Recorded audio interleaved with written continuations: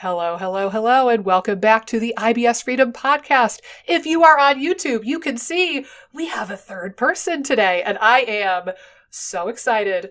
I have not revealed to Emma quite yet, but I've been a fan of hers for like 2-3 years at least.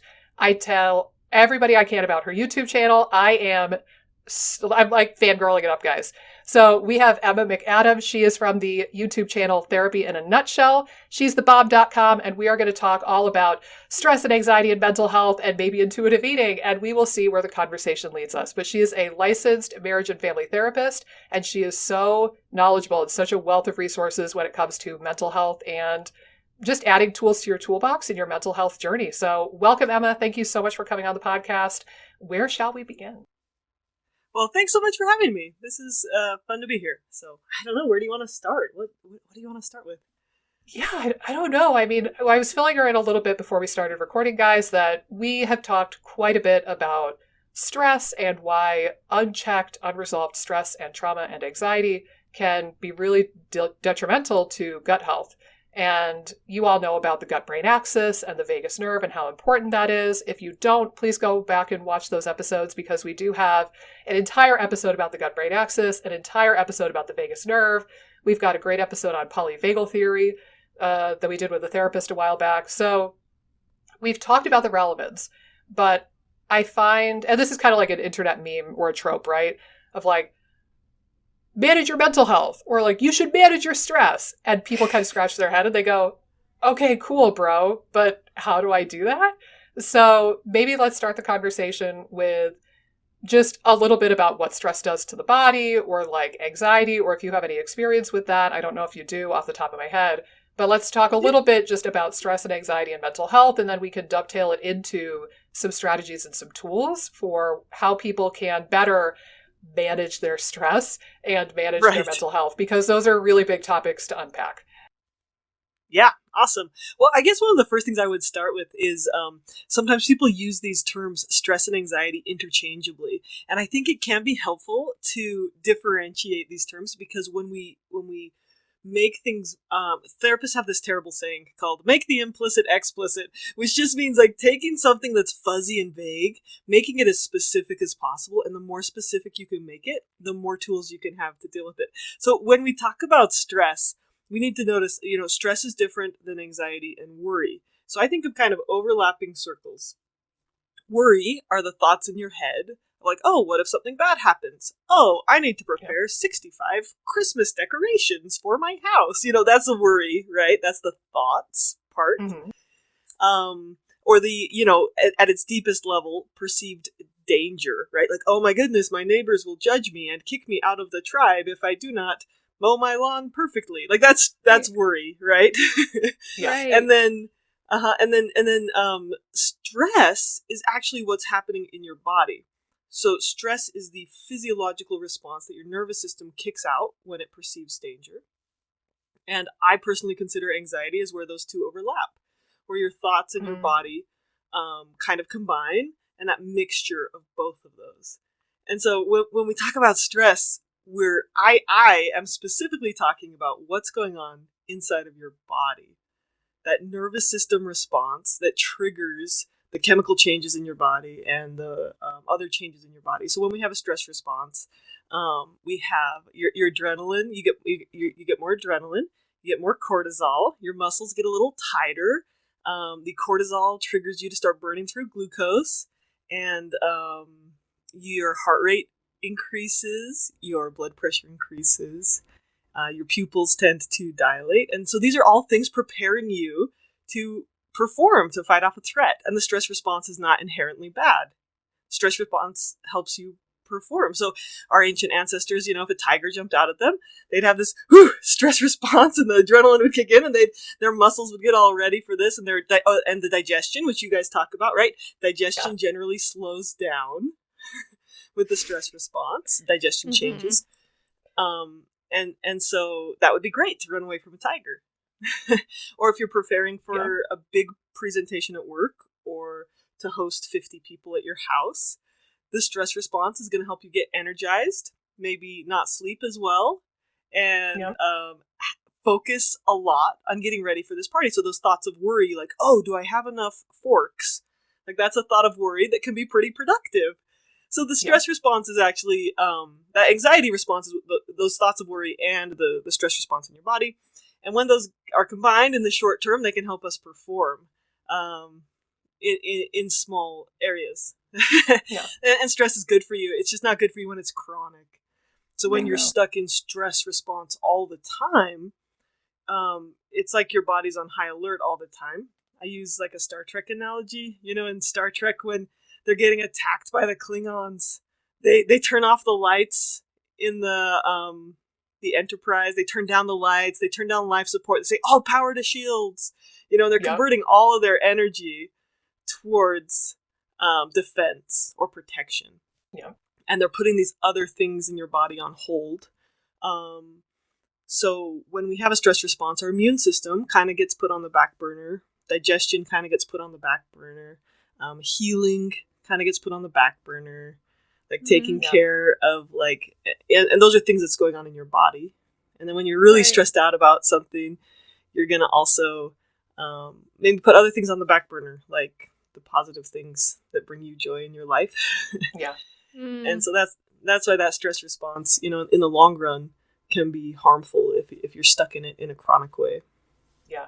Right. And I think that there's probably a lot of people who are stuck in some degree of fight, flight, freeze and maybe don't even realize it. Like we've talked about this, it was many episodes ago now, but I think I had more of that going on than I realized for a long time. But I just got really good at ignoring it and shoving it down. And it wasn't until I had a weird experience with acupuncture and I just started bawling my eyes out. And I was like, it all released all at once, like the floodgates opened. So I think probably a lot of people, particularly with gut problems, have this going on to some degree, and they don't realize how much it's fueling their IBS. And it's not, you know, and I don't know how much you've seen this with your clients as well, but we've seen a lot of people who they have IBS or they have GERD or some struggle, and then they go to a medical provider, like a GI doctor, and they are told very flippantly, oh, you're just stressed. Here, take a benzo. Get out of my hair, don't come back. See you later. Or you're just depressed. Here's an antidepressant. Or I even had a friend recently, she had a panic attack and went to the ER. And the ER doctor told her, why are you letting your brain do this to you? And it's like, wow. So like, I think a lot of people get a little bit triggered by the conversation of stress, honestly. And like mental health and how it plays into the gut. And it's not to say that you all are crazy people who are intentionally making yourself sick. But it's like, if you're not tending to your nervous system and trying to balance out that fight, flight, freeze, appease versus rest and digest, you could be missing a really big part of your healing. At least that's been our experience. Yeah, that's such an important note, too, because so many people, and especially women, when they go to the doctor, they are kind of gaslit. Like, they're kind of told, like, oh, this is all in your head. This is just, you're just somaticizing. Or this is just anxiety. You're and they aren't really listened to or handed a packet of tools. Like, it's just like, oh, you should just stop being anxious. It's like, well, that makes me more anxious. Thank you so much for bringing that into my life. Right, then you're anxious about being anxious. Almost. I literally had a conversation about that recently with a patient, too. Sorry, you were both going to say something, though. Go ahead, Emma. I spend about probably the first. So I have this long course called How to Process Your Emotions, and it's entirely free on YouTube. And it's got 30 videos. The first 10 videos are basically about like what to do instead of being anxious about being anxious. Like what to do instead of trying to stop feeling things. Right. Or to stop, like to try and force yourself to just not feel a certain way, because that usually doesn't work very well. Right. Well, it's like something. Yeah. Oh, go ahead. It's like if I told you don't think about pink elephants, what do you immediately think about? Pink elephants. So if somebody tells you don't be anxious, what do? You become more anxious. It's dumb. Right. Well, and I think there were a couple points you had mentioned when you were doing your like intro talking about stress that I wanted to point out. And I think one thing that might help, or that I think is really important that you laid out, is that the stress response isn't inherently like bad. Like having like some stress in your life is good. Like even if you're pushing yourself to do something new that's kind of out of your comfort zone, like that creates growth and you get better at things, you know? So I think there's like an aspect too of like, not all stress is bad. But again, like what you're saying, pointing out that you don't want to be chronically in a stress response. You don't want to be chronically pushing yourself all the time.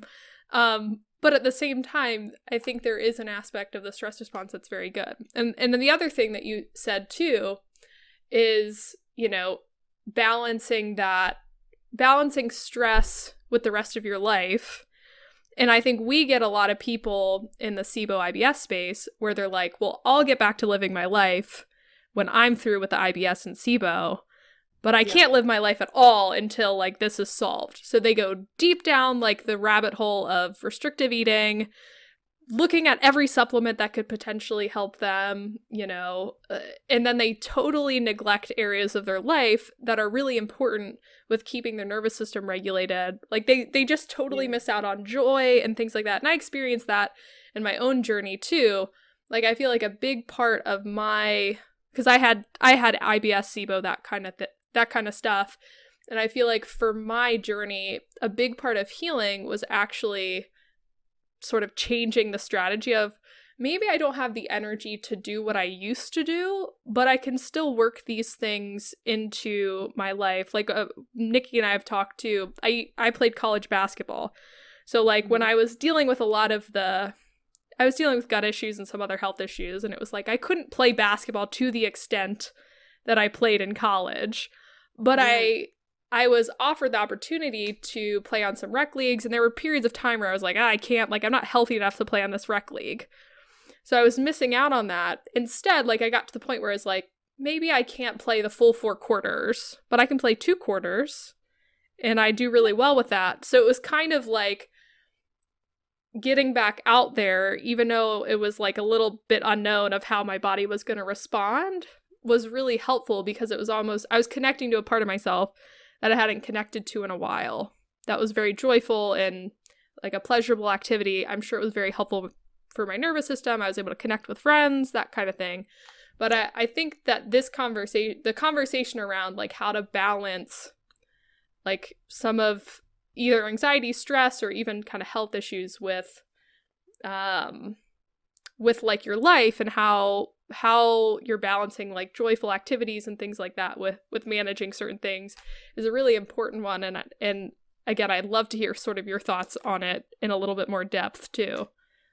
Yeah, I really like what you're saying because our mental health and our physical health are really closely intertwined, and there is no single solution. Like there's no magic bullet, and so it's more about well-being really, and this well-rounded approach to like, can I just change 1%? Like, does it look like I have like, can I just change 1%, like you said, instead of this all or nothing, right? Like, I want to be playing college ball, you know? Right. And it's like, for some people, especially people who are struggling with depression or physical issues, I have this brilliant boss who at the clinic I work at, and she just has her clients who are really depressed. They can't start a big exercise routine. They can't start like these big changes. She has them just go sit on their front porch once a day for 5 minutes and send her a picture of it. Like, that is their assignment. Yeah, and then I like that. If they can do a little bit more than that, then after a couple of weeks, they go walk around the block and take a picture of one thing and send it to her. Like, that is like what growth looks like. It's not like you need to do a 30-minute cardio and then 50 hours of Pilates and yoga, and then your stress will be gone. Yeah. Right. Yeah. I like that. I also really like what you had to say about I don't remember exactly the words you used, but what I call it is a non-judgmental attitude, which is this idea of, in the past, in our common culture, we tend to label stress as bad, right? You see so many articles about stress being so bad for you, and a lot of articles about anxiety being so bad for you, which really is very self-fulfilling, right? You put a lot of articles out there like, anxiety is going to make you so sick. Are you anxious yet? Okay, click on this article, you know? Like, give us some ad money. Yeah. Right. And so, and I mentioned earlier, like, oh, in my course, I've got these skills, but you guys, let's be practical, right? Like, let's talk about what can we practically do. So if we have this mindset, like stress is bad, I'm too stressed out, and now I'm getting stressed out about being stressed out. What do we do instead? We practice what's called in therapy a non-judgmental attitude, which is saying emotions aren't good or bad. Emotions are an experience, and they sometimes have a message, or there's something to learn from. They have something to show you, but they aren't necessarily good or bad. So let's talk about so if you look at emotions serve a function. There's a reason we have them. Stress serves the function of helping us perform. Let's look at an emotion like guilt. Guilt sounds like a negative emotion because it's uncomfortable. Well, if I punch my neighbor in the nose, and afterwards I don't feel any guilt, there's probably something disordered with me. Assuming that like the neighbor had done nothing wrong, right? Yeah. Like I punched them in the nose. I should feel guilt. I should feel bad for what I did. I should learn from this experience. I should try to make repairs. Like guilt should motivate me to make repairs and not do it again. Try and fix whatever's going on inside of me that made me do this thing that wasn't right. And if you look carefully, the way our culture talks about emotions is there are 4 negative emotions and 1 positive emotion. The only positive emotion is happiness, and the negative emotions are like shame, anger, sadness, I can't remember, disgust, right? They're all labeled as these negative emotions, and happiness is the only one. And instead of saying, oh, anxiety's bad, stress is bad, sadness is bad, you say, well, let's just use a different word here. Let's use uncomfortable. Let's just use uncomfortable. Guilt is uncomfortable. What does it have to teach me? If I'm grieving the loss of someone, grief is uncomfortable. But I don't need to make it go away. I need to listen to it and see what it can teach me. And sadness is uncomfortable. What's it telling me about my life? Like, does it have something truthful to teach me, or is it something to dismiss? Sometimes emotions really are just like, oh, this is a random firing of neurons. I will look at it and then I will dismiss it. But a lot of times emotions have a function. So we replace this like shame about emotions with a non-judgmental attitude. We replace our languaging of good and bad emotions with like comfortable and uncomfortable. So like happiness is comfortable, but it's not necessarily a good emotion. It's not necessarily a bad emotion either. And same with all the other ones. We use our language to describe our experience a little bit more. I'm experiencing this, and that can help us let go of that shame and judgment. And it's also it gives us more flexibility, so we can actually take action if needed, instead of just feeling trapped and like burying ourselves in more anxiety. Yeah, for sure. And I like that kind of layering imagery, because again, it's like you have somebody who's anxious and then they read an article or they hear that anxiety is bad for them, and it's like another layer on top of the anxiety they already had. And I think just kind of peeling back the layers. And I like that non-judgmental attitude, because you're right, like, and I love your example, and now I'm going to think of that. If I punch my neighbor in the face, I should feel guilty. And similarly, like, happiness is comfortable, but if you feel happy after shoving somebody off a cliff, that's comfortable, but that might not be a good thing. It might be indicative of a bigger brain lesion if you're happy after doing something terrible. So similarly, there's no good or bad emotion. I think that's a really good way to frame that. Yeah. And I do believe, I'm not a complete, like, relativist. Like, I do believe in good and bad actions. I do believe in good and bad values. But, I like, experiences, like what I'm feeling inside of me, I think it's not helpful to label them as inherently bad or inherently good. I think it's more about the choices. Yeah. Well, I feel like, honestly, the judgment that we place on our emotions and our reactions is going to weigh us down probably 10 times more than the actual emotion was going to in the first place. Right. In a weird way. Like, it's not, it's not so much, oh, I feel bad about the situation or this thing. It's the constant, like, you shouldn't feel this way, that I think really weighs people down a lot of the time. Absolutely. And so, I see this a lot with people, especially with depression. They're like, oh, I feel sad, and I just shouldn't feel this way. I'm so dumb for feeling this way. What's the matter with me? Am I broken? Yeah. So they take this, like, just core experience, and then they make it 10 times heavier. Yeah. With all these labels. And you'll see that with anxiety, too. Oh, I feel so anxious. What if this anxiety makes it so I can't, do my job? Now I'm extra anxious. What if this anxiety makes my gut worse? Now I'm creating this, like, cycle. It's basically a panic attack cycle. and some people don't have panic attacks, but they'll just feed their own anxiety. So I would say, so what do you do instead, right? So what, like, I'm going to go back to practical skills here. So the next skill I would say is willingness.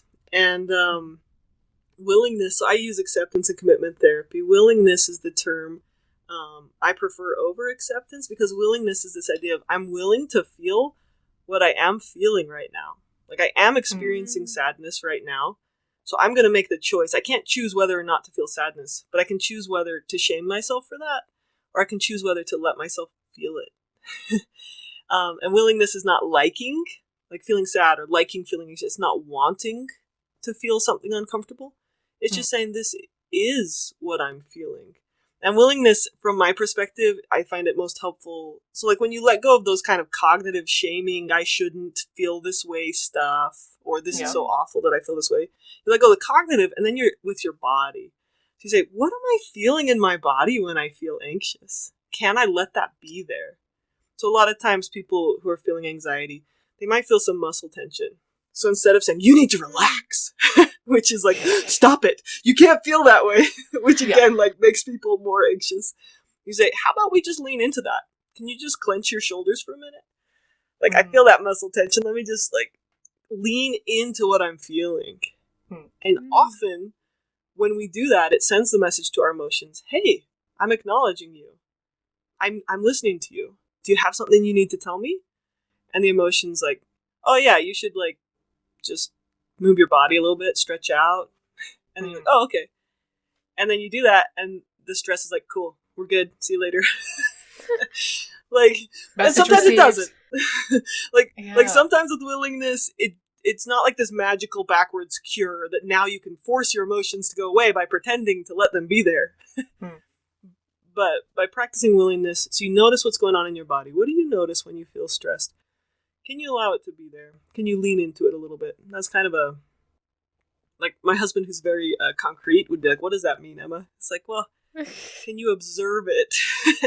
Can you observe what's going on in your body? And not try to force it to go away right away? And just let it be there for a second? Yeah. Not judge the crap out of it. Yeah, not judge it. And a lot of times, that's just enough for the anxiety to dissipate. I'm sorry I interrupted. Go ahead. No, not at all. I was in the middle of interrupting you. And I like that you contrast that with acceptance, because I think that's probably a term that I've seen more out in the bowels of the internet, is like, oh, just accept that you're feeling this way, and accept this experience, or accept this emotion. But I think that gives it has the connotation of, I accept this and I'm okay with it.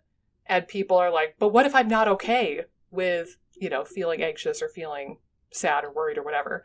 So I think just willingness paints a nicer picture of, like, you're willing to just sit with this for the moment. You don't have to accept it in the sense that we normally think of that word. So I actually really like that you contrast the two. Yeah, acceptance is a really loaded term, and sometimes I think people, when they hear acceptance, they hear future tense. So like, oh, I just need to accept that I'm going to have IBS for the rest of my life. Or I just need to accept that I'm going to be anxious for the rest of my life. Yeah. And the way acceptance and commitment therapy uses willingness is the present moment. That's it. Right here, right now. Yeah. Here's what I have. Here's what I experience. Here's what I feel. Yeah. Very body-based. Like, what am I noticing in my body? Like, and that includes activities like a body scan activity or a progressive muscle relaxation activity, where you just kind of go through your body and notice what you're feeling. And you can lean into it a little bit, but you're never trying to force anything to change. I was going to ask you about the progressive muscle relaxation, because you mentioned it in one of, I forget if it was your most recent video or if it was the one prior to that.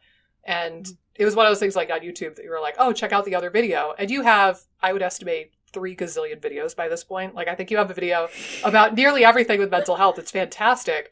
But that was one of the ones that I have not seen yet. So I was like, oh crap, I've got to put that in my watch later list. So do you want to speak about the progressive muscle relaxation therapy a little bit?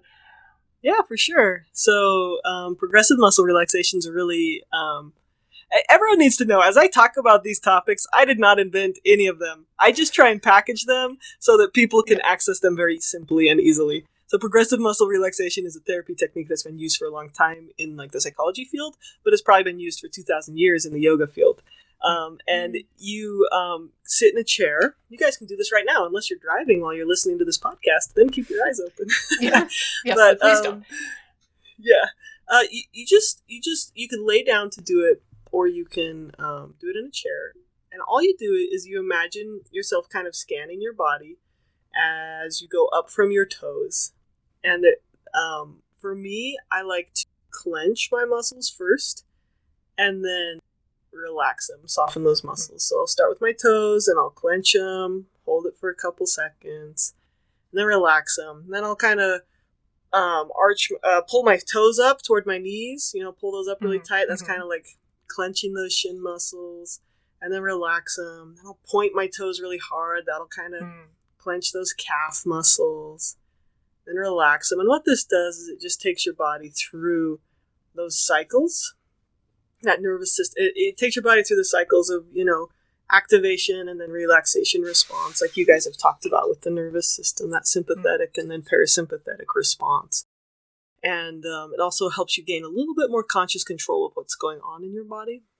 And it can help people sleep. So then you just move up from your legs, up through your legs, up to your stomach. And then I tend to go after my stomach, down from my fingers, my hands. You can clench your hands and your arms. Clench your biceps. Just kind of flexing and pulling your muscles tight and then relaxing them. And then I always kind of end at my face. Helps me to touch my face a little bit. And you can clench your face really tight. I have a video where I do this. It's got a great thumbnail. But you can just clench your face. Yes. And then relax it. You can do it with your chest. And I kind of center back in on my heart, my chest, my stomach. And that's how you go through progressive muscle relaxation. You can do it in about 60 seconds, or you can do it in 10 minutes. You can go, some people probably could do it longer than that. And it, a lot of people feel a little bit more calm after they do it. I always tell people, don't try and force yourself to feel calm. Just like practice the experience. But I think a lot of people experience a lot of calming after that. Well, and I like that too, because I think with muscle tension, for example, a lot of people are not aware that their muscles are tight. Right. They might perceive the pain, but we don't always perceive the tightness as much until somebody points it out. And then it's like, oh, and people can drop their shoulders. Or, if you point out, hey, your hand is balled up into a tight little fist, then people are like, oh, you're right. Huh, damn. So it's like, if you could do the I body noticed scan. that. Sorry. No, go ahead. I noticed that right, like as we started this podcast, you mentioned, some people aren't aware of their muscle tension. And as you said that, I was like, oh yeah. I found my shoulders were really tight. Yeah. Like, oh yeah, okay. I'm okay. Take a breath. Yeah. And you interviewed someone who talks polyvagal. They use the term neuroception a lot, where it's like, can I notice what's going on with my nervous system? And that's why sitting with a therapist can be really helpful. They can point out to you like, oh, did you notice you're clenching? Yeah. But we can also train ourselves to do this, to like notice our nervous system state. I attended a trauma training where the guy's like, if all you do is 50 times a day, you just check in with your body and then try to relax your pelvic floor. Said if that's all you do 50 times a day, then your nervous system will basically become parasympathetically dominant. Now, 50 times a day sounds like a lot, but if you there are like mindfulness timers where your phone will just chime, or you can set up other triggers for yourself, like little, like every time a text message goes off, I relax my pelvic floor. Then simple things like that can reset your nervous system. So it's just like this. It's like, that sounds like a lot. Just start by doing it once a day. That's better than nothing. Yeah, true. And really, 50 times a day would probably boil down to what, like every 20 minutes-ish, give or take, during the conscious hours of the day. So really, it's not that bad of an undertaking. Yeah, that sounds like a lot. Yeah. Well, and I love that you're bringing up too, like, sometimes you're not aware of the clenching. It's funny, or like, tightening of the muscle. Nikki and I actually have a mutual client. And he was talking to me one time, and he was talking about clenching, like how he notices, oh, I clench my jaw like all the time at work. He's like, I did not notice that at all. And again, he started to really pick up on whenever he would do it. Like, he started to pick up on every time he would clinch and build awareness around it, and it really helped him throughout his workday to be like, okay, I notice I'm clinching. I need to go outside.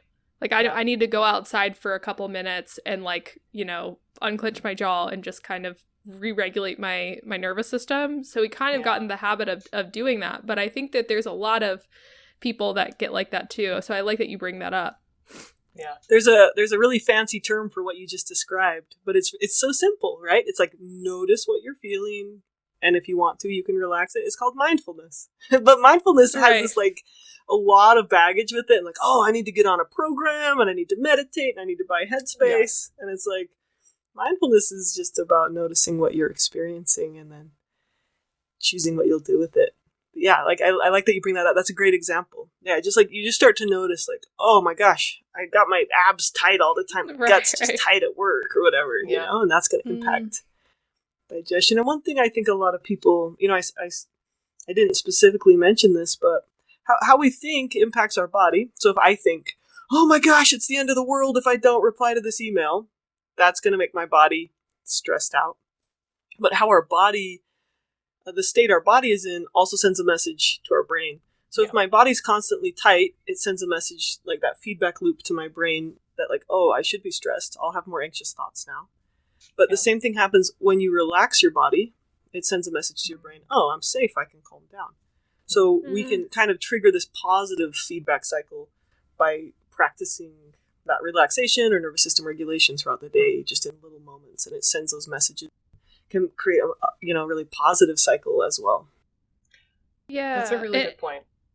And I will say, too, I feel like there's a lot of things in the IBS and SIBO space of where a lot of the interventions almost disconnect you from your body because it's like, okay, you're handed this list of yes and no foods. And maybe, again, there's a few foods that you don't tolerate, but you're given this list of like 50 foods that's like, these foods will cause bloating, will make you sick. And so then there's like the seed planted in your head, like, oh no, these foods are bad. Right. And so a lot of times with Nikki and my clients, we have to reprogram their thoughts around these foods because they've lost all connection with the ability to say, oh, this food is on this list, but I tolerate it okay. Like, I know my body does well with this food. But this guy told me I should never eat this food again. So I don't know how to reconcile that. So there's aspects of almost like retraining your ability to trust your body when you've had some of these food fears come in and these other thoughts come in that basically disconnect you from your ability to trust and learn from what your body is saying because you have all these seeds planted. So I see that, and I know Nikki does too, very specifically with our clients. It's like these food fear seeds are all over the place, and it almost takes some work in coaching to get people to listen into their actual body cues versus like what this random list of foods is telling them to eat or not eat. Yeah. Oh, that's interesting. That's like trauma work, you know, like your body, you get like disconnected from your body. You feel like your body's the enemy. It's like re-healing your body and your voice, like your ability to listen and heal. That's really interesting. I'd like to hear more about that. It's wild too, because I think like the lists oftentimes feel more scientific and feel more valid than what your body is telling you. Because like, I am just one body and one mind. Who am I to say? But scientists have isolated the number of carbs in this food or the amount of FODMAP in this food, right? And like scientists have measured stuff. It's like, yeah, but there's probably 8 gazillion compounds that scientists don't even know exist yet. And some of them could be counteracting the quote unquote bad thing that you've labeled in the food. Like, we're still learning. We just learned like 5 years ago that the brain has a lymphatic system. We just learned like maybe 10 years ago, they discovered a new type of immune cell. It was there all along.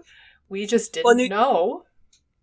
Yeah, nutrition's so complex. Like they're trying to isolate the factors, but it's so complex. People talk about like, oh, these probiotics will help, and it's like, well, actually, they might, but it's really complicated. Like what's going on, and doctors don't understand fully all the answers yet. Yeah. Well, and go ahead, Nikki. No, you. Oh, I was just gonna say that the really awful part about it is the deductions from the diet and the fears often lead to nutrient deficiencies and poor nutrition status. And again, that's another stressor that can put you in fight or flight and prevent you from healing. So it's this whole vicious cycle where, you know, Nikki and I will get clients that are under eating, or they're under eating certain macronutrients, or they have micronutrition deficiencies. And it's like they're so freaked out to try these foods, but their nutrition is suffering, and like nutrition should be a number one priority over kind of these random restrictions. So it's a challenge because the nutrition just totally suffers too, which can further stress out the body and cause more issues.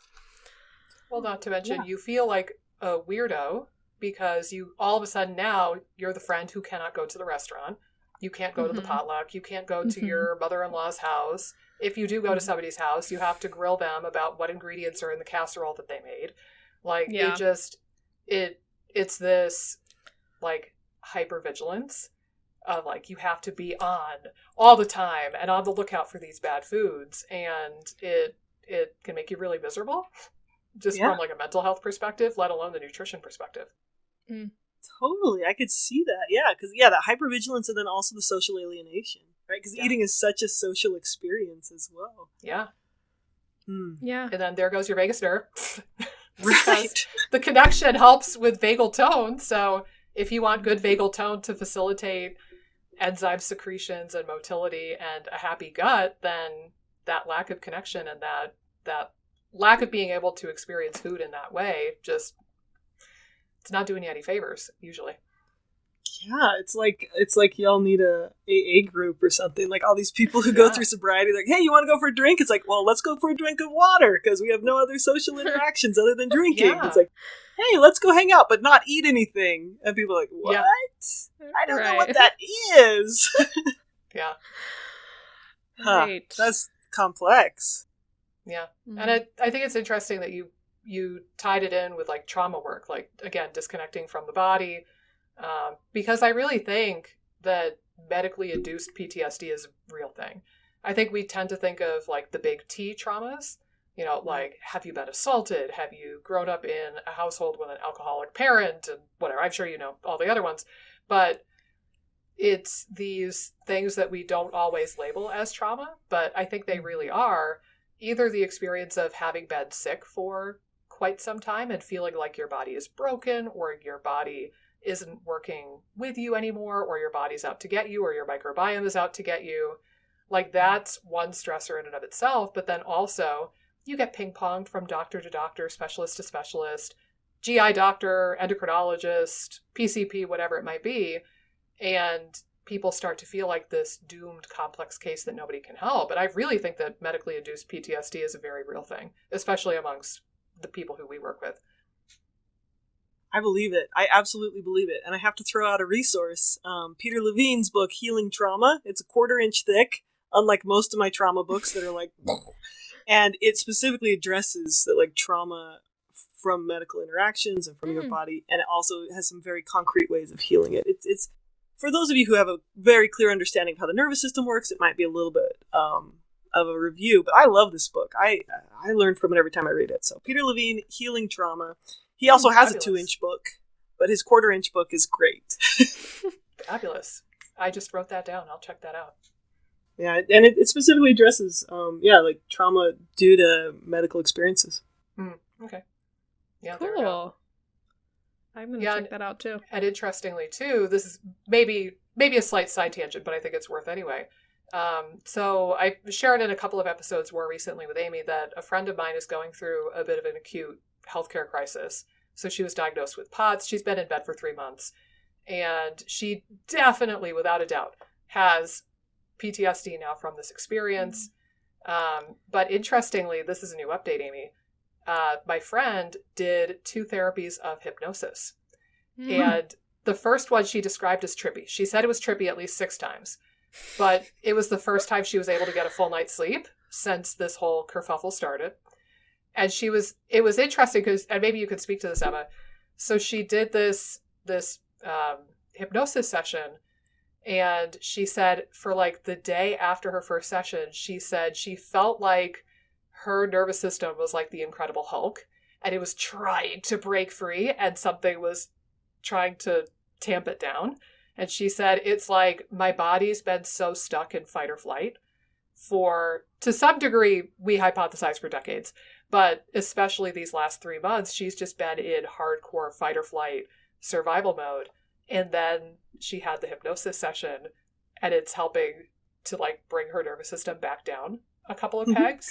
But then it's like her nervous system feels like that's foreign. Like, whoa, what do we do with this? I don't even know what this is anymore. Holy crap, I'm used to being up here. Why can't I go back up here?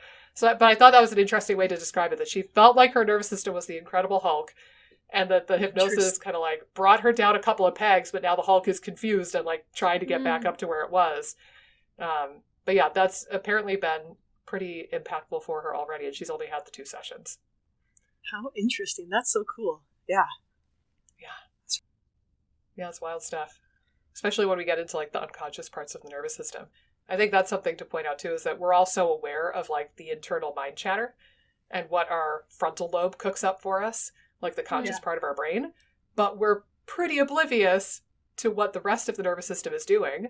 So as far as like the centers of the fight or flight response versus rest and digest, and like, you know, just how our body regulates itself, it's the blessing and the curse that that is unconscious. On the one hand, if it was under conscious control, we would have more control over it. But we would also be burdened with that task to think, beat, beat, beat, beat, every moment of every day, and that would be annoying. So, like, it's great that we don't have to think about beating our own heart every day, but at the same token, we don't have the conscious control over it. So I think that might, it's a double-edged sword. I think it could go both ways. Yeah, but thanks to the vagus nerve, we can regulate it to a degree, right? But there's so much that's like autonomic, right? So much. That part of your brain, that part of your nervous system also functions so fast. Like one time I was out hiking. This has happened multiple times actually. I've been out hiking and I'll step over a rattlesnake without knowing it, and then the rattlesnake will go and before I've even registered that I've heard that noise, I am 2 jumps away.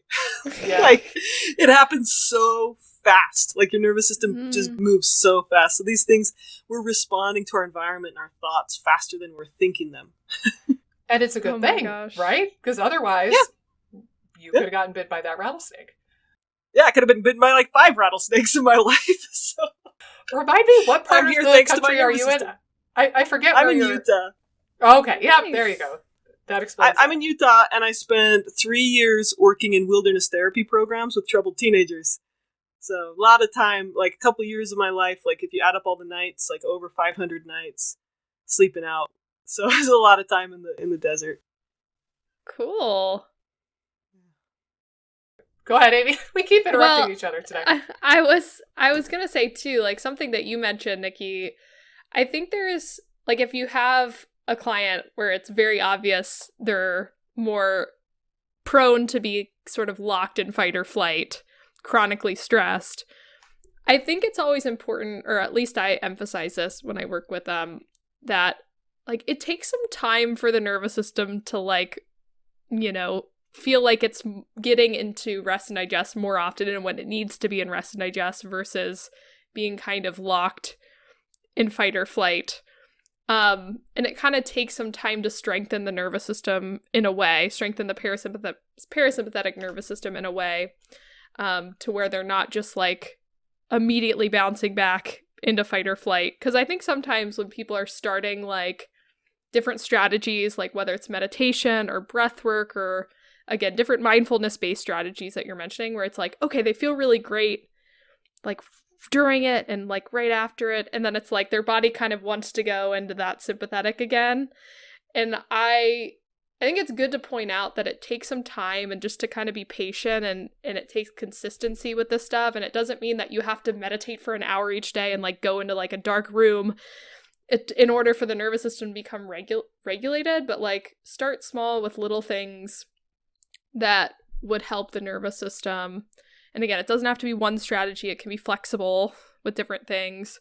But I do think it's important to just recognize that it takes patience, and like this isn't necessarily like a quick change where it's like, okay, you were chronically stressed and now you're going to be immediately in rest and digest most of the time.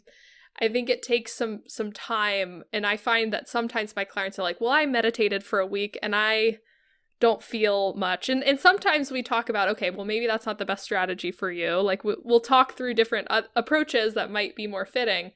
But, like, sometimes it's like, well, there just hasn't been enough time and consistency with some of these things to where you're going to notice a big change in your nervous system. So I just wanted to point that out. You kind of pointed it out, Nikki. I just wanted to flesh it out a little bit more. Yeah. Yeah, and there's a technical term for it, vagal tone. So if you think about, like, your physical fitness, like if you were, completely out of shape and you wanted to get into better shape, how long would that take? Right. I mean, better shape you can start in a week, but good shape, I mean, it takes a while to really build those muscles. And vagal tone, so your vagal tone can be measured in heart rate variability and how it's measurable. It's actually physically measurable, but it takes time to develop, just like you said. Yeah. So, yeah. Right. I wish we could all go to the gym and for like 2 days and be swole, like that'd be so Right? nice. Yeah. Like, I don't need Like, to just go. quick fix. I don't need to go on this like boot camp regimen. I don't need to go to the gym multiple times a week. I'm just going to go a couple times, get swole. But it's a great analogy because I think Wait. So you're saying mental health and like physical well-being require steady, consistent, small effort instead of like one big quick fix? Is that what you're saying? God. That's what I'm saying. Shoot. You heard it here, folks. Well, and it's video's funny. not going to do good on YouTube. No. Well, I think it's funny. There's a book. I think it's called Atomic Habits. It's a popular book.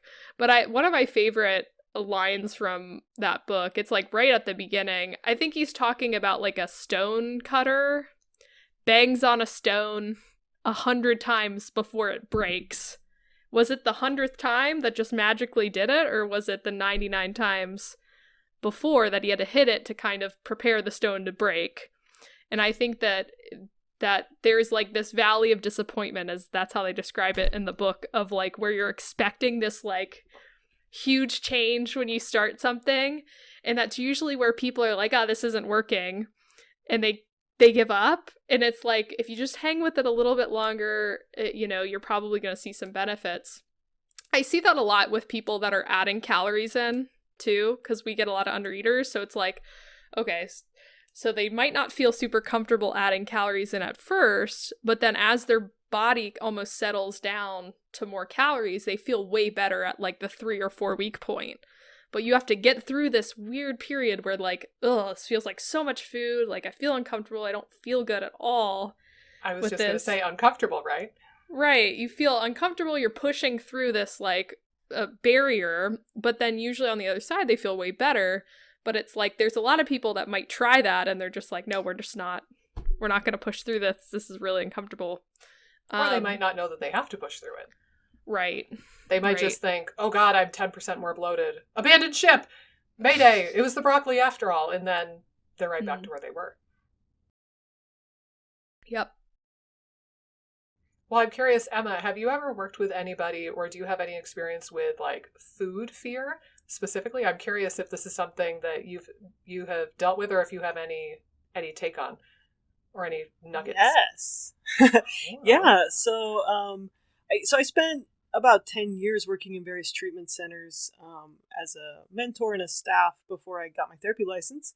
And one of those places was an eating disorder treatment center. And then another one, so for young adults, that one was, they had a youth section too. And then definitely in residential treatment in a different setting, see people dealing with a lot of food fears. And then, and that can be, connected to eating, to disordered eating or eating disorders. I've also seen it connected to like autism spectrum disorders and food sensitivities, like the textural sensory experience of food is frightening compared to the like, oh, I'm afraid I'll gain weight, or oh, I've been told this is a bad food. One of the girls I worked with, like when she was like 7 or 8, she thought the words gluten-free said guilt-free. So she believed that she could only eat foods that were gluten-free because she thought it was actual guilt. And that's such like... Oh my gosh. It's like, isn't that characteristic though of our society? Like, oh my gosh, these are guilty foods. These are bad foods. Right. These are good foods. Yep. Oh my gosh. And that's wild. I never thought of how close the words are to like at first glance. Have you ever had that experience where like this happens to me moderately frequently? Like what was it?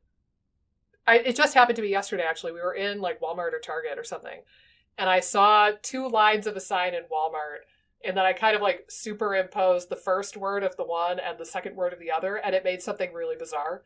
And I think it was like boxed something and something meat. And I told my husband, I was like, I just read that as boxed meat. And I was very concerned because I thought maybe that there was like room temperature, shelf stable meat in a box that they were selling in the store. And anyway, I don't know if that's like my specific brain lesion that I do that sometimes with words, but it's, you know, at first glance, you could look at gluten and see the word guilt. That's really wild. I wouldn't have thought of that. Yeah, and people develop with anxiety, they develop really, they can develop really rigid rules around what's okay and what isn't okay. And that can, you know, that can border on obsessive compulsive disorder and other types of rigid thinking styles, or other phobia type thinking styles. And I don't know if you want to talk about that. We can go into that. But I'm not like, I don't take eating disorder clients just because I'm not a specialist in that area. It's a very specialized field. Yeah. Right. Well, and I think also that there's different flavors of it, right? Like you can be afraid of food because of like disordered eating, and maybe there's some internal dialogue that has been bestowed upon you where you think that something is good or bad or guilty food or whatever. Yeah. And then there's our patients where I think more often there's this fear that it'll make them sick.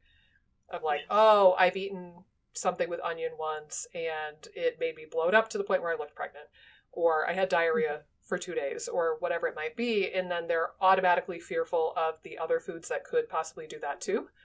Or they're fearful of foods that did that to them once, even though they have healed and they've come a long way, and probably that food would no longer do that to them. So it's like the reason for the food fear needs to be explored, I think, in order to really get at the root cause of it and understand it and help that person through it. But yeah, I guess, I think that's, I think that folds into the mental health and anxiety conversation we're having, because I do think that there's a degree of anxiety that tends to go with that. Yep. And I think when it comes to like fear, like very specific fears, like that, specific phobias, one of the best treatments is called an exposure hierarchy. I have a video on this because, I've got a zillion videos, but you make like very, very, very gradual approach to facing irrational fears.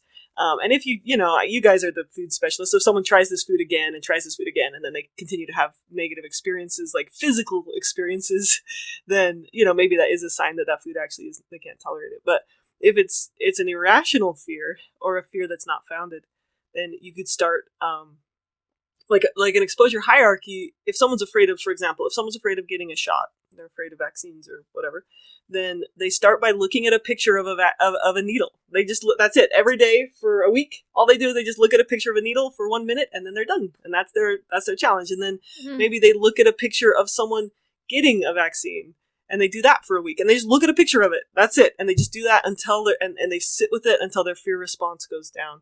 Because when we avoid things that we fear, it actually tells our brain, hey, the reason you survived is because you avoided that experience, and your brain is triggered to increase your anxiety around that. So this is the anxiety cycle, and I also have a video on that called Rewiring the Anxious Brain. But every time you avoid something that makes you anxious, it tells your brain, you survived because you avoided it, and your brain's like, cool, I will make my human more anxious next time. Yeah. So the antidote to this is very gradual exposure, very gradual facing those fears, and then nothing bad happens, and your brain's like, oh, never mind, I don't need to be anxious about that because your brain is very plastic. It adapts. It changes its neural pathways depending on how we use it. So if you're afraid of broccoli and you try broccoli and nothing bad happens, your brain will be like, oh, I don't have to make my human so scared of that in the future. And then it'll decrease that anxiety around broccoli. Well, and I was going to say, I think, like, Amy and I probably, I think we've talked about this to a degree. We have a similar approach where if somebody's reintroducing a food that they haven't had for a while, oftentimes I'll recommend, hey, start with a bite. Like, you don't have to eat the whole avocado. You don't have to eat a whole onion. Just start with a bite. And then the next day, maybe you could have 2 bites. And then the day after that, you could go up to like a half of an avocado and then maybe a whole avocado. Like you don't, it's old like Rome wasn't built in a day. And, from our perspective too, your microbiome hasn't seen that food in a while, to be fair. And the bacteria that metabolize that particular type of fiber from the broccoli or the avocado or what have you, they might have been asleep for a while because they didn't think they had a job to do. So you might need to give it a couple of days to like wake that population of bacteria back up and get them to reproduce a little bit so you have the capacity to break down the fiber. So start with the baby steps and then gradually introduce the food. But I really like the idea of starting with a picture and just starting with that. Because I know, Amy, we've talked a little bit about this before, maybe off camera, but we definitely have people who are so fearful to introduce foods that even the idea of having 1 bite is a big ask for them. But that's a fantastic idea. Maybe start with a picture or a video. Do I sense inspiration for Instagram Reels right now? Oh my gosh. That we just need to make a reel of us eating all of the FODMAP foods in some capacity. Like one reel will be me eating broccoli, and then the next reel will be Amy eating cauliflower, and then the next reel will be me eating onion. I think this is the new thing we need to collaborate on. Oh my goodness. Gosh. Let me add another tool to your tool belt while you're pondering Instagram Reels. Yes. So I attended this conference on, it was on self-regulation. I thought, I'm going to learn all about the nervous system. Well, actually, it turned out to be an autism conference, but I was there for 2 days. Okay. So, and so a lot of times kids with autism, they have very restricted eating patterns. You guys probably know about this way more than I do. But like I had a kid in Wilderness who only ate 5 foods ever, and he's a teenager. He ate French fries, Sprite, mashed potatoes, noodles with butter but no sauce, and like one other thing, right? White, consistent. Chicken nuggets. Those were the only foods he would eat ever. And so now I get sent out to Wilderness, and we don't have those foods. And he literally, like, it was a very big challenge for him to like try foods. Long story short, I attend this autism conference, and the biggest gem I got out of this conference was like, hey, if you have a kid who's an extremely picky eater, you start with this. Your goal is to introduce them to 3 new foods in a year, like at the most, because they're so sensory challenged. So you start with them touching the food and not having to eat it, and that's like a sticker. Good job, you touch the food, and then or like you have them let it be on their plate. That might even be like the first step. You let that food be on your plate.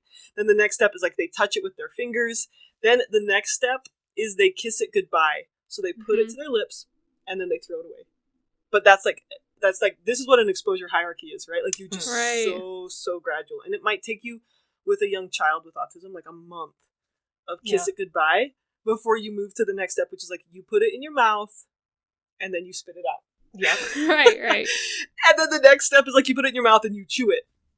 And then the next step is, and then you spit it out. And then the next step, like the next month, you'd move to like, you'll swallow 1 bite of this food. So like for someone who's extreme, like maybe sensory challenged or otherwise, really fearful, you can break that task down into tinier steps. Right. Well, and that's a good tip too, because if you think about it, if the nervous system is just perceiving this food is bad and it will hurt you, like that interaction of like, I think the nervous system is brilliant and dumb all at the same time in different ways. Like I think just like it'll perceive a threat as a threat and it doesn't always differentiate like the tiger versus the broccoli versus the whatever. But similarly, email or whatever. Yeah. And similarly, I think if you could show your nervous system, hey, I was in physical contact with this food and it didn't hurt me, you might pull a fast one on your nervous system to some degree and like teach it, oh wait, I don't need to be fearful of it. So like even just touching the food or putting it on the plate or putting it in your mouth and spitting it out, that could be really concrete proof for the nervous system that you can interact with this food and it will not hurt you. Yeah, like this isn't just a psychological intervention. It's actually a physiological rewiring of your nervous system. Right. Yeah, that's cool, huh? That's cool. Yeah. Well, and one thing too I've done with some clients is like even just having them look up some of the health benefits of the food, or even remembering a time like I'm thinking of one client that loves bananas. Like just randomly was like, I love bananas. I used to have them every morning with my mom. And I'm like, okay, well, why don't you think about times that you ate the banana with your mom?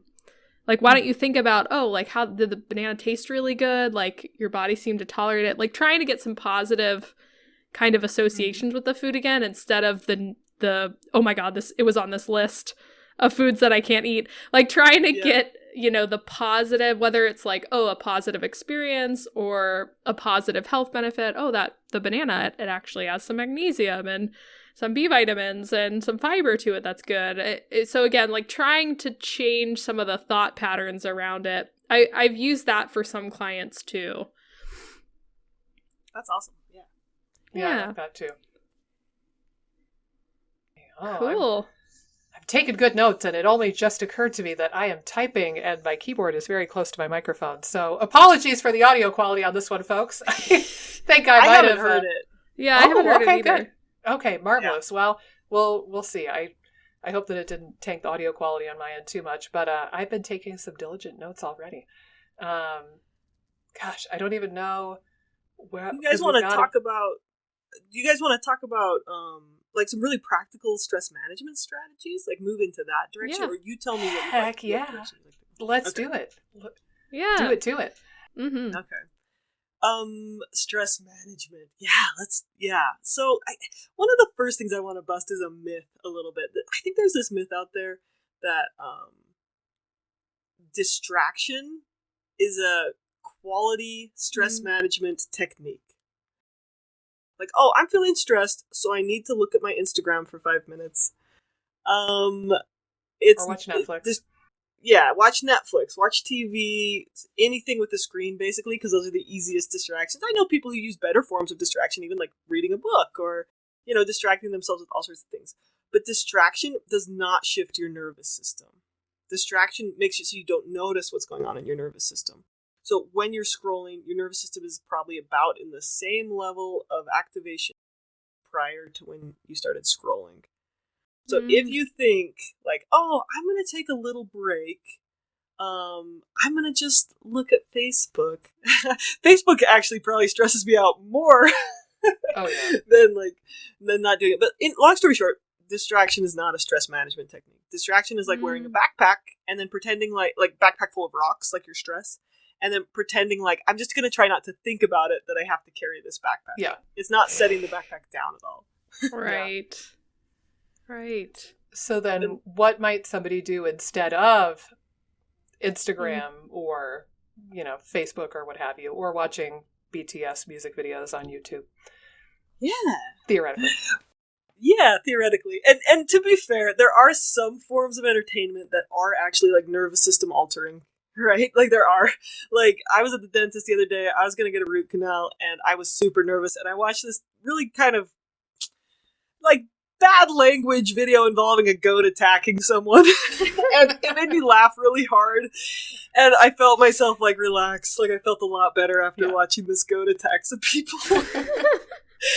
So like that's a little different than just pure distraction. So like listening to music can soothe your nervous system. Watching goats attack people, if that's what you find funny, like that's, now I sound like a masochist. Okay, a sadist or a cat video or what have you. Yeah.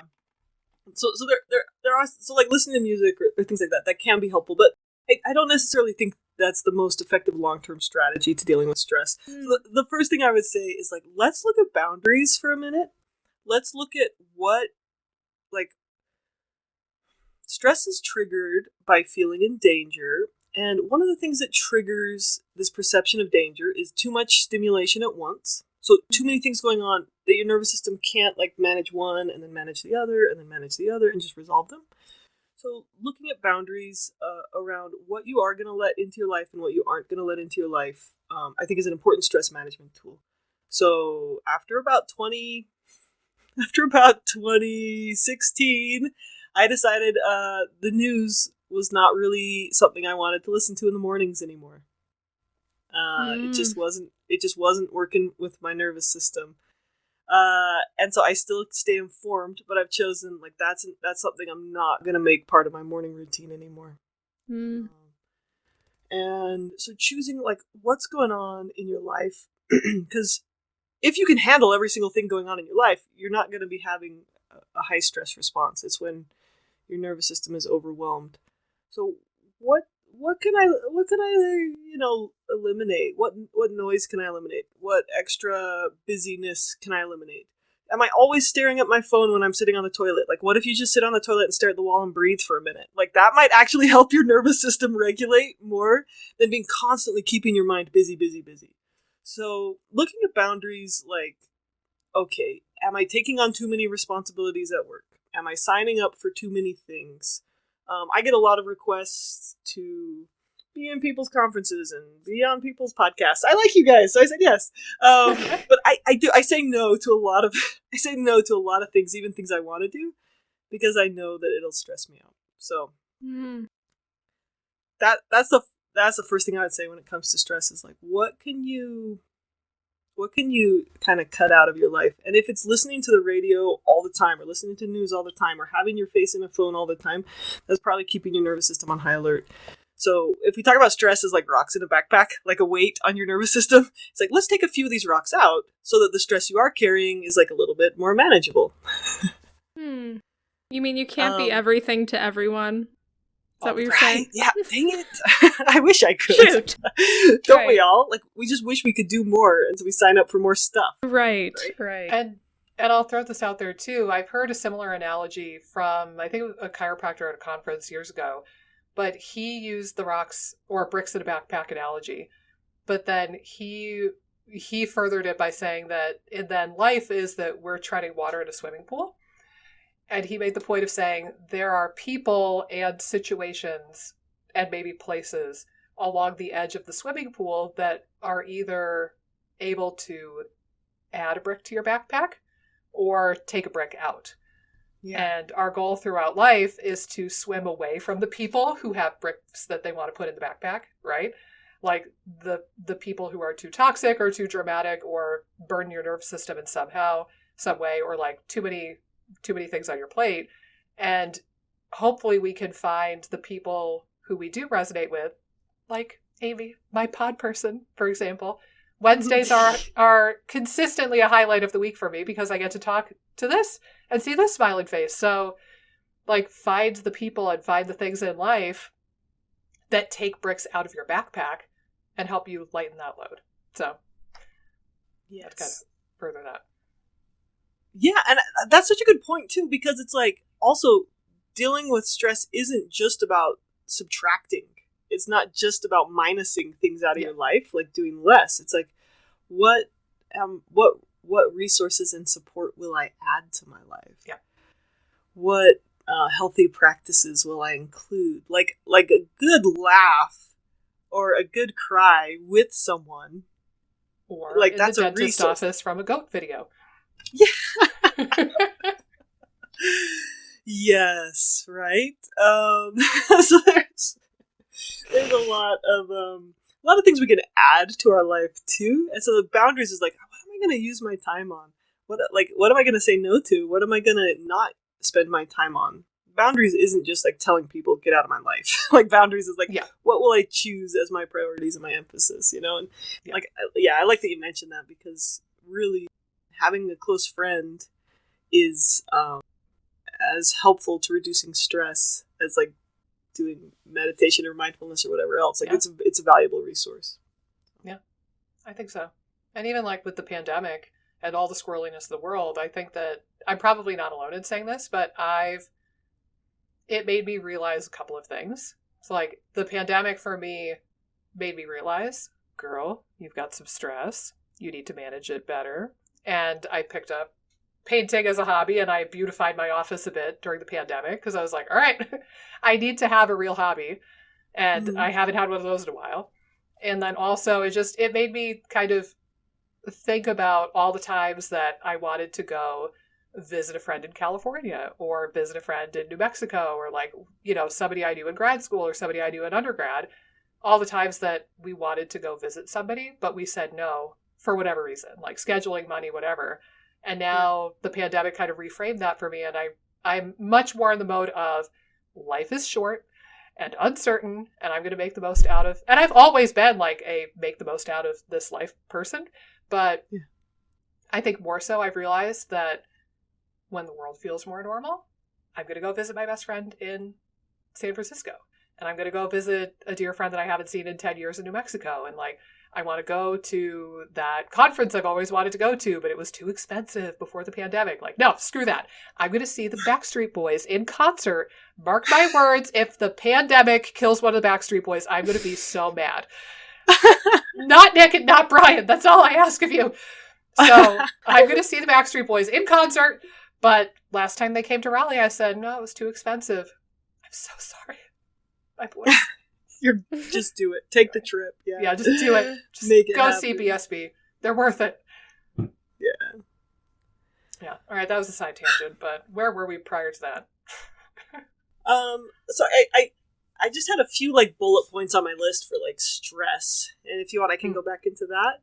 Yeah, sure. And then we've got about 15 minutes or so that we can still chat. Cool. Okay. So distraction, not very helpful with stress because it doesn't do anything for your nervous system. Good boundaries. Like you can't just trick your nervous system into feeling calm when your life is unmanageable.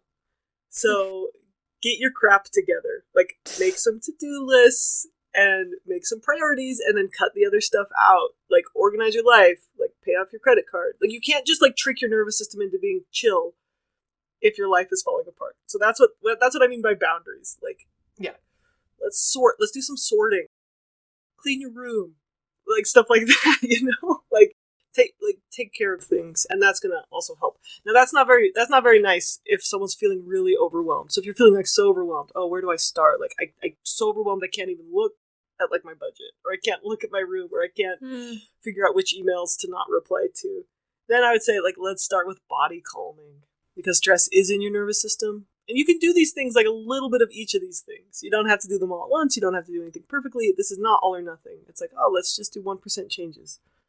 So I use a lot, and you guys have probably talked about this. If you've talked polyvagal and you've talked the parasympathetic nervous system, you've probably talked about some of these, but is it okay if I do a refresher? Absolutely. Yeah, for sure. So there's some stuff you can do to trigger the vagal nerve to turn on that parasympathetic, that calming response. Most people know about deep breathing. So if you're listening right now, just like take a deep breath.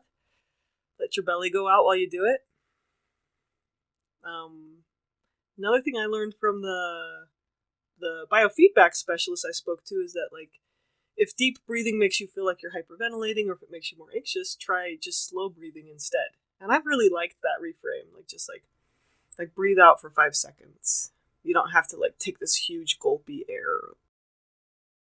Slow breathing tells your nervous system you're okay. Another really simple one that can, like, these are the things when we talk about regulating 50 times a day, it only has to take a second or two, is like doing a fake yawn. So your vagus nerve comes up basically right above your soft palate, and you can put a little pressure on that by doing a fake yawn, lifting that soft palate in the back of your mouth. So if you do a fake yawn or make the R sound, hopefully a few of you out there is just getting triggered into yawning uncontrollably. Yep. I see this contagious. Yep. And there's a reason yawns are contagious, because our nervous systems mirror each other. They look around and say, if other people are yawning, it must be safe, right? Yeah. So yawning will trigger that nervous system relaxation. When your nervous system is so these are things you could do like in the middle of a work meeting, even maybe not yawning in your boss's face, but like if you're answering emails and you're feeling stressed, just do like a little yawn, a little slow breath. I always like stretching, and then There's a bunch of these, but like washing your face in cold water, that kind of triggers that dive reflex. So your brain thinks, oh, you just went swimming in a cold lake. I'm going to drop the heart rate. I'm going to drop the blood pressure to conserve oxygen. So washing your face in cold water will trigger that vagal nerve, that parasympathetic response. Another one that'll do it is pelvic floor relaxation. So a lot of times we're carrying a lot of tension in our pelvis. So if you try right now, just like clench your butt cheeks as tight as you can, everyone. That's the opposite of pelvic floor relaxation. Okay, so you gain a little bit of awareness of those muscles, and I feel it a lot in my lower abs too. You clench that's your pelvic floor. When you clench your butt cheeks really tight, where you're like not letting yourself pee or poop. Okay, the opposite of that is bearing down. So you relax that area, and you could even imagine yourself pushing down a little bit, like as if you were going to try to poop, or relaxing to try and let yourself like soften that pelvic floor area. There's a lot of ways to do this, but like you can also practice. It's easier to practice tightening than it is to practice relaxing. So if you can gain more awareness, like do a Kegel if you know what a Kegel is. That's the opposite of a pelvic floor relaxation. So then do the opposite of that. Breathe some space into that area, because your vagal nerve kind of terminates down in your pelvic floor area. So that also sends a message to your vagal nerve, like chill out, everything's okay.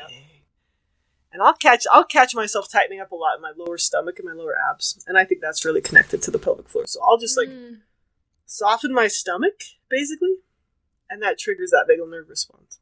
And if you just set a timer a couple times a day, or you can use a Lotus Bell timer. There's apps that are a little bit more random than every 20 minutes, and they'll just give you a little chime, little Tibetan bell. And be like, oh yeah, just soften your pelvic floor, or take a yawn, or take a deep breath. That'll reset your vagal tone. Trying to think which other ones are great. I mean, these are really simple activities. There's a lot more not complex, but like time-intensive ways to relax to turn on that parasympathetic response, like sex, like an orgasm. Like that'll turn on your parasympathetic response, but usually takes a few more minutes. Maybe you can't do that. You shouldn't do this at work. So let's do that one just at home when you have a little bit more time, right?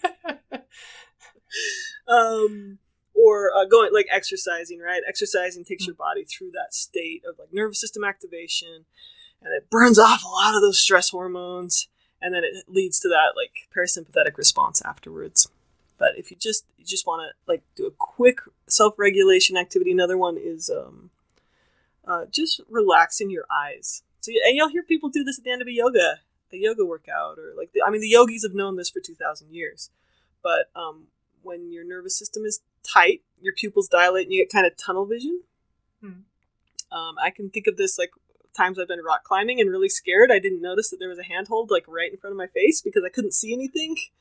That's tunnel vision from nervous system activation. So you can counteract that with like a parasympathetic response, and the yogis call this like softening your gaze. And for us Western people, it means like letting your focus just go a little soft and noticing what's out on the sides of your peripheral vision. Like just noticing your periphery. So those of you who aren't looking at me, I'm holding my fingers out to the side of my head to where I can see them just on the very edge of my peripheral vision. And that helps your eyes soften. And again, when your body relaxes, it sends a message to your brain to relax. So when it comes to stress, I really prefer to calm the body first before trying to like calm the mind. And then I just encourage people to try and include a daily routine that's meant to like contribute to nervous system health. So my morning routine includes like prayer and scripture study in the mornings, a little bit of exercise,